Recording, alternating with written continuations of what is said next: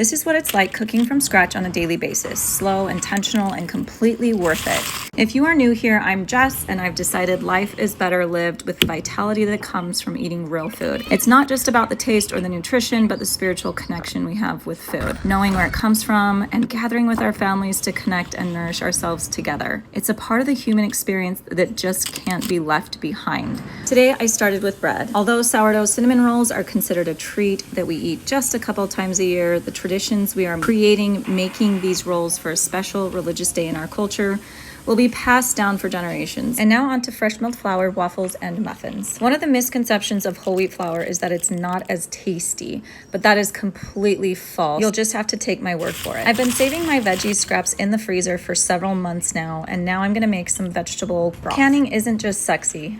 Is it sexy? It is functional. In fact, it provides food for my family from scraps I used to throw away. And now on to homemade yogurt. We have neglected our guts for way too long. The basil in my garden is still so happy. I planted way too much this year, but there is nothing better than the taste of homemade basil pesto from the garden. I have a freezer full of basil pesto to get me through the winter months. And now on to preparing my homemade vanilla extract. It's so simple, just 2 ingredients, vanilla beans and alcohol. Let it sit in the cupboard for 2 to 3 months and you have the best vanilla extract you've ever tasted. Now back to the garden where it becomes a special bonding time for me and my children. I use it as a time to work together, but to also teach. I teach him about the names of plants and how to harvest them. My children are always raising little butterflies to let loose in our garden. We'll be using a lot of these veggies for our dinner tonight. But first I have to collect my herbs for the day. These herbs will be hung dry and then stored in my apothecary. Today I harvested anise hyssop, bee balm, yarrow, and my favorite lavender. Sometimes we overcomplicate our meals.